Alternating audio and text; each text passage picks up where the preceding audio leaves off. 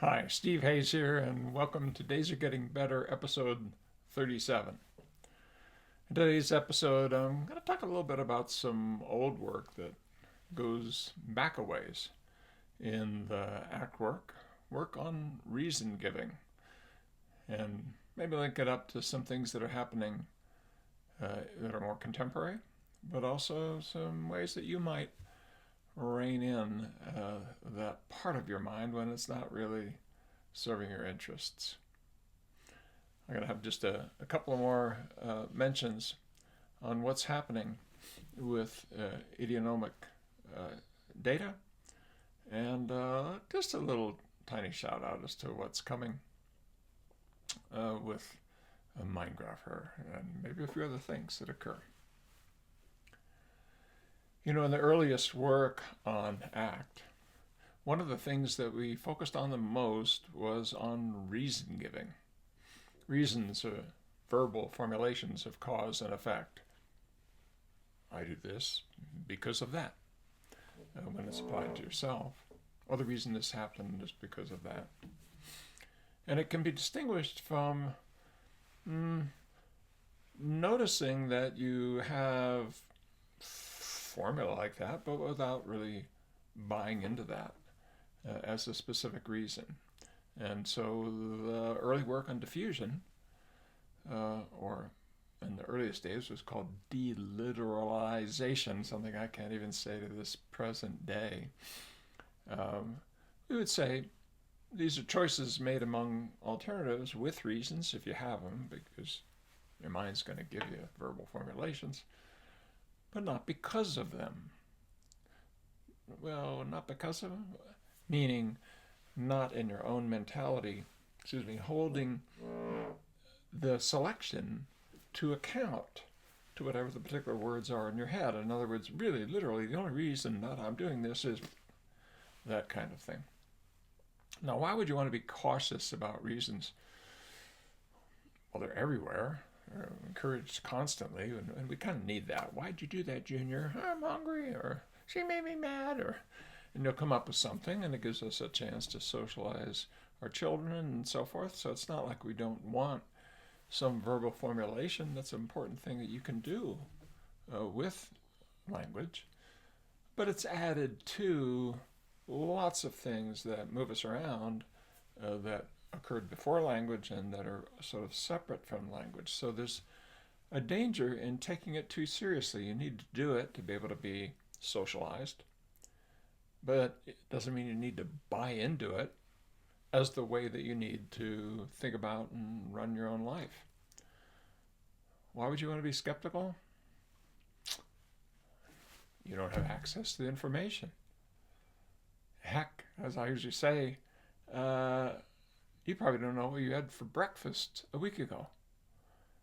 Yeah, but you think what you ate has nothing to do with what you're doing now? I mean, it's just one tiny, tiny, tiny little thing of many, many, many things that might be influencing right now. Of course it does, but you just don't have access to it. If it did and you knew it, if it was verbally accessible and even accessed at one time, that doesn't mean you're going to remember it forever. You might be able to say the next day what you had for breakfast, or what happened when you were 5, or what your birthday when you were 9 was like, or whatever might be important in this particular moment of the gazillion things that are involved. But you've forgotten it. You don't have verbal access to it anymore. You once did. Reasons tend to oversimplify. We're not that sophisticated cognitively. In fact, this moment, what I'm saying, this moment may be the result of literally a gazillion things. Well, it can't be literally a gazillion, it's not even a word, but you know what I'm saying. And yet, I'm going to say, oh, I'm doing this because of this. Like 1 or 2 things? Really? Explain why you do things? I mean, come on. If you're trying to understand, as I used to say, it's old, we don't do this research anymore, but if you tried to figure out why a flatworm turns left in a tea maze, scientists have a hard time figuring that out. So why you do something almost with anything, but certainly anything with sophistication, it's lost to history, and anything you have to say about it oversimplifies. Reasons tend to narrow our attention, and they give us a stake in being right, even if the reasons we're given now leads us to the conclusion that we can't do anything, or we're just messed up, or we're screwed. Okay, yeah, but that narrowing, has an impact on you and your underlying biophysiology, your whole psychology, and so forth. But even beyond that, it just narrows your attention. I mean, there's lots of data that there's a confirmatory bias. Once you're clear on why you buy into that, it narrows the range of options. We used to do some research on this in the lab. It was fun back in the day when we were really researching rule-governed behavior and reasons, where we would explain to people how experimental apparatus works. And let's say it turned out that it had to do with how hard you push on a button, but we'd say it had to do with how fast you pushed.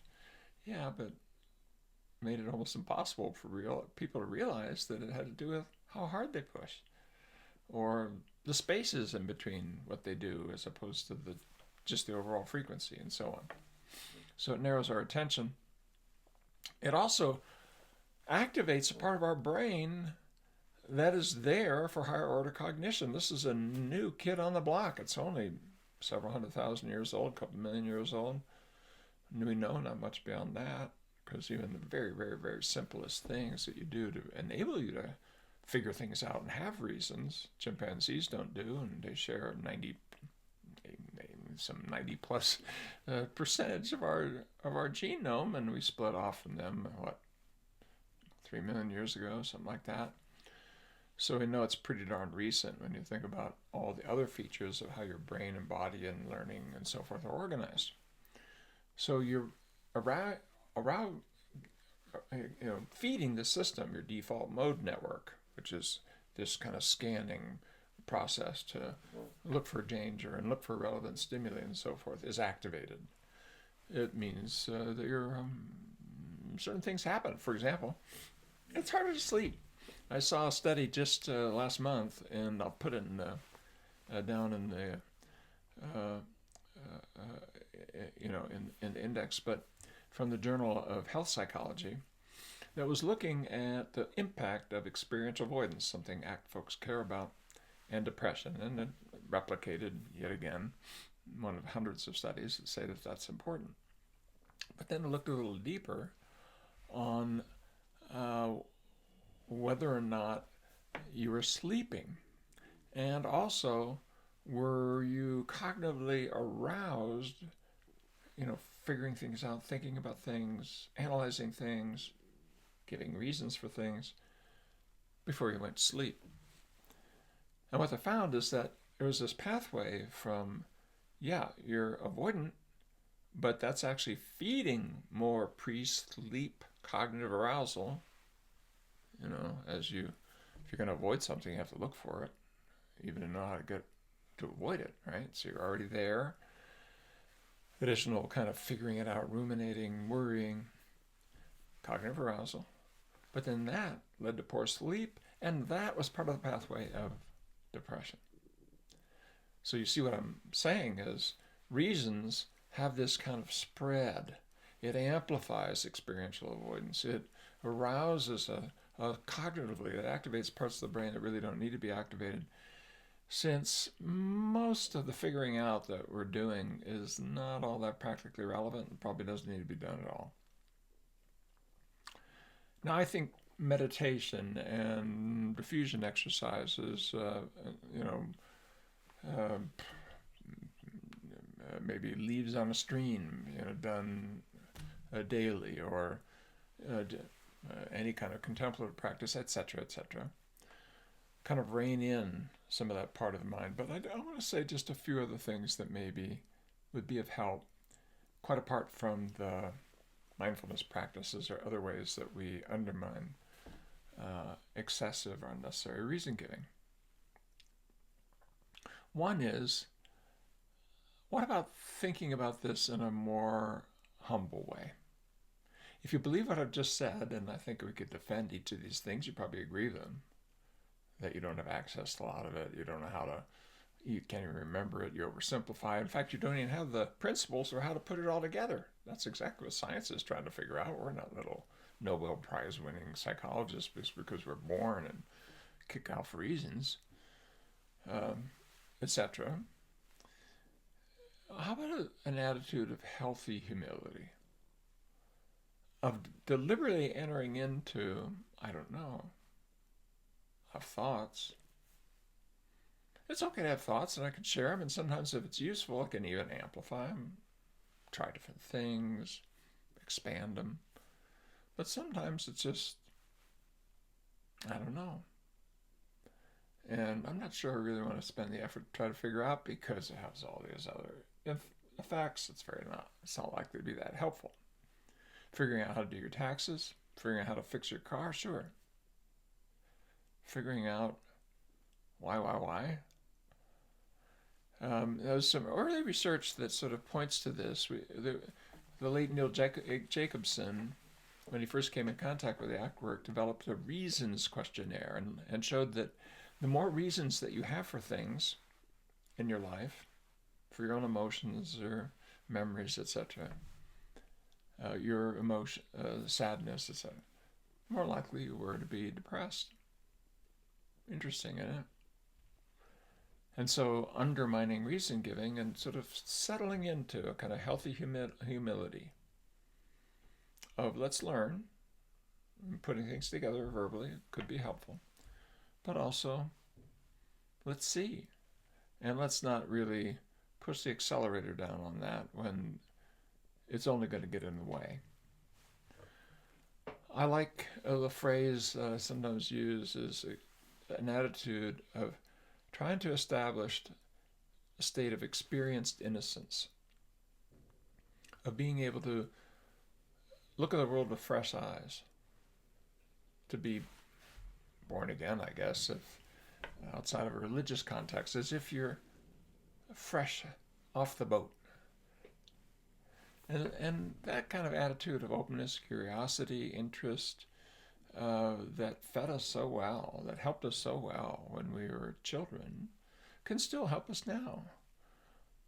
I don't know why I have a hard time in relationships, but I'm going to come in with an attitude of healthy humility and with a kind of experiential innocence. Let's see. So that if you had, let's say, a traumatic history with regard to relationships, that you don't feed it even more, expanding it into trauma by focusing on it and trying to figure it out, when what you need to do maybe is to push the reset button and come into the next relationship in a way that is sensitive to parts of your history that aren't accessed easily by language, and in a gentler way to be able to try different things and learn from them. And yeah, when you see something that's really useful, really formulate it, but don't turn it into a new cage to live in. I call it putting a peg in the wall. Here's a thought I have about that that seems to be useful. I've noticed if it's leading you to a conflict, to arguments, to narrowing, to rigidity, to being right more than being effective, and make it harder to learn new things, set it aside. Now, how would you set aside reason giving? Beyond just this attitude of healthy humility and a kind of experienced innocence of pushing the reset button and coming into this situation with fresh eyes? Well, by your fruits you'll know them. Another scriptural text. Look to see if reason giving in your history in this kind of situation has been helpful to you.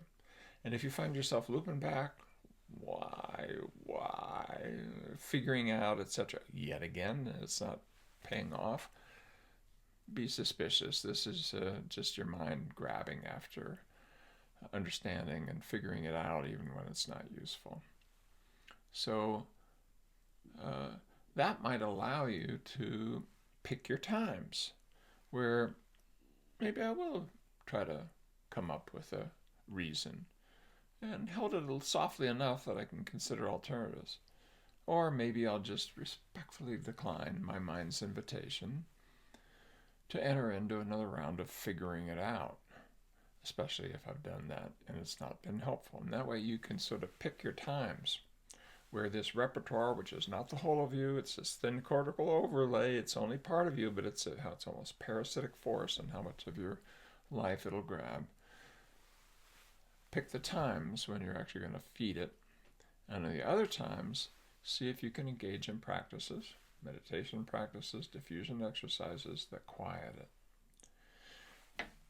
A lot of the things that are in ACT or even on this channel are right on that, of how you can turn to your body and your felt sense, come into the present moment, and allow other ways of learning to be fed rather than just verbally figuring out the cause and effect and then buying into that analysis.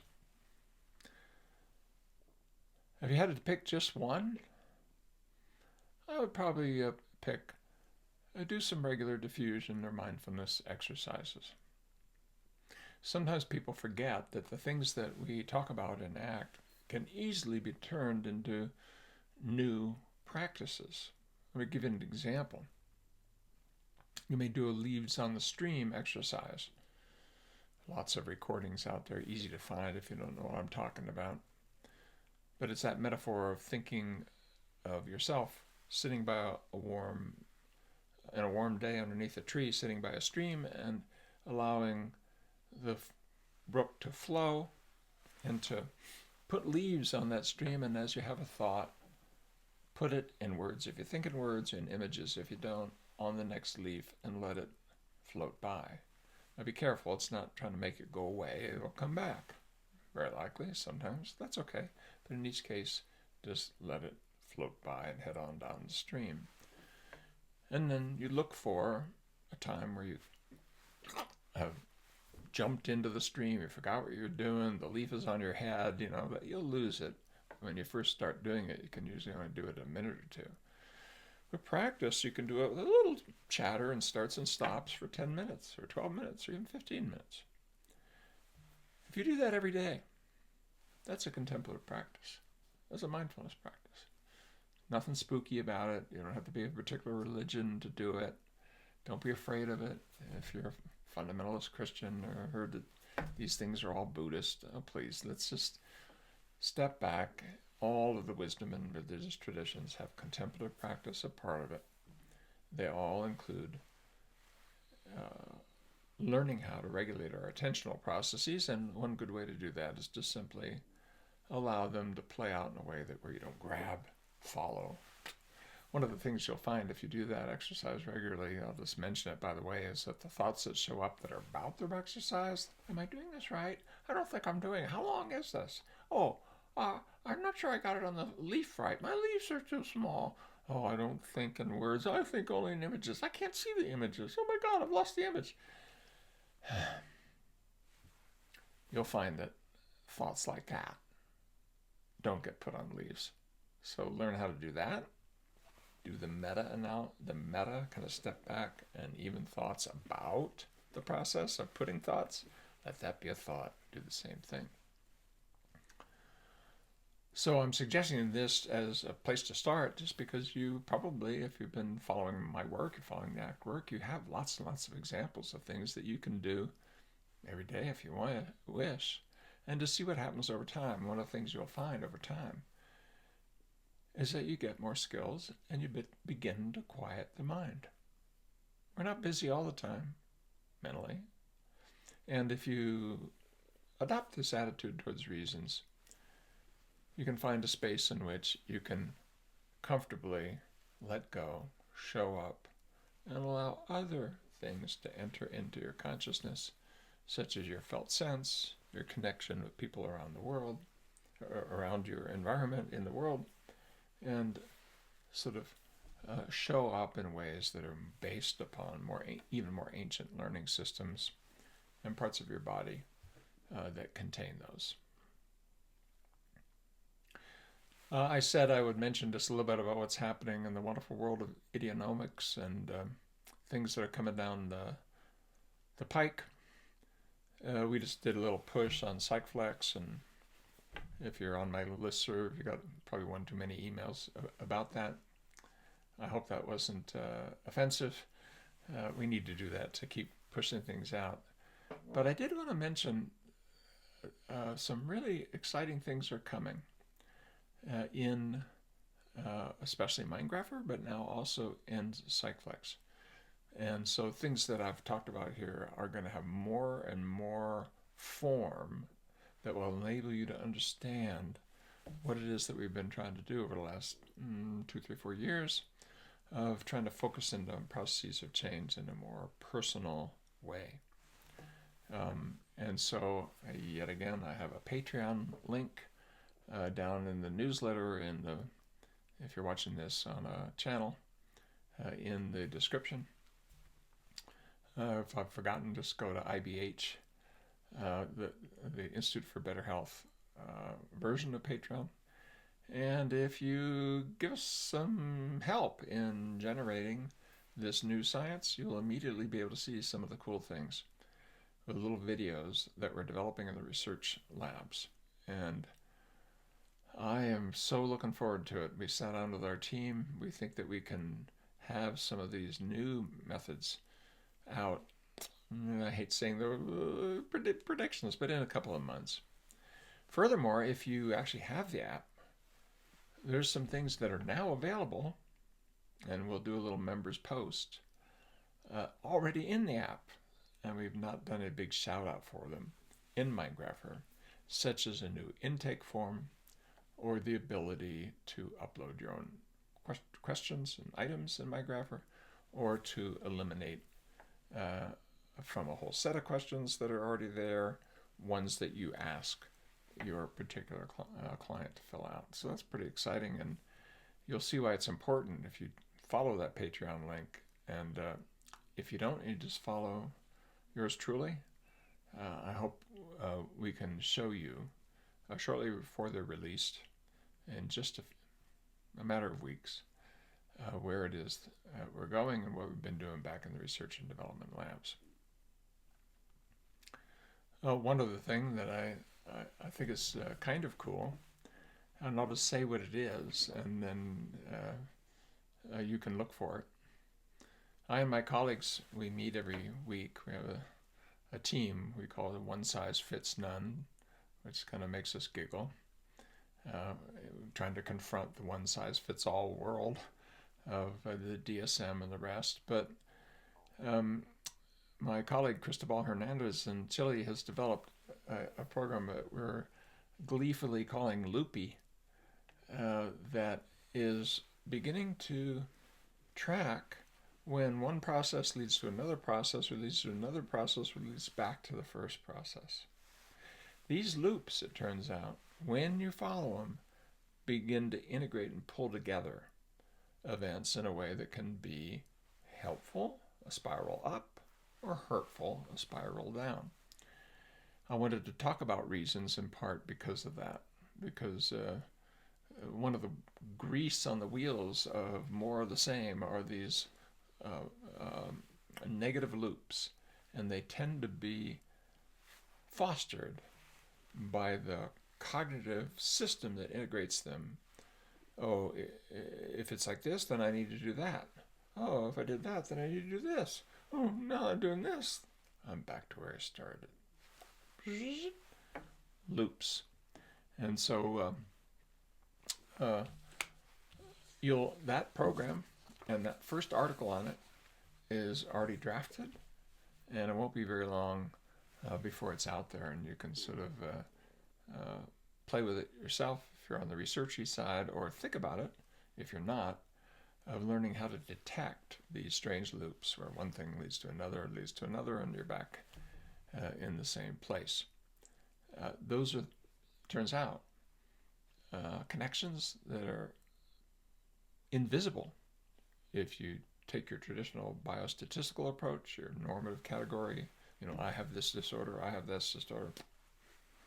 It's invisible. It's only visible when you get more precise about it, interested in your own experience and how one thing leads to another. So I'm excited to say that we're actively making progress. I mean, just even 11 months ago, 10 months ago. That wasn't even in the world of what it was that we were doing. And now that we're there, we see that it's really important. It for reasons that I'll have to lay out when the article comes out. Peace, love, and life, my friends.